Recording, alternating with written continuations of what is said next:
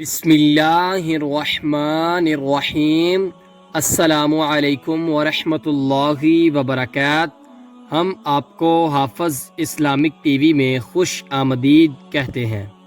حضرت ابو ہریرہ رضی اللہ تعالی عنہ بیان کرتے ہیں کہ ایک دیہاتی نبی کریم صلی اللہ علیہ وآلہ وسلم کی خدمت میں حاضر ہوا اور عرض کیا کہ اے اللہ کے رسول، مجھے کوئی ایسا عمل بتائیں جسے اگر میں کرتا رہوں تو جنت میں داخل ہو جاؤں۔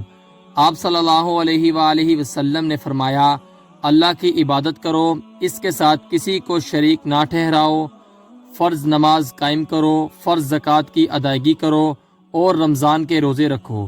اس دیہاتی نے کہا، اس ذات کی قسم جس کے ہاتھ میں میری جان ہے، میں اس پر کوئی اضافہ نہیں کروں گا۔ جب وہ پیٹ پھیر کر چلا تو نبی کریم صلی اللہ علیہ وآلہ وسلم نے فرمایا، جس شخص کو کوئی جنتی دیکھنا پسند ہو تو وہ اس شخص کو دیکھ لے۔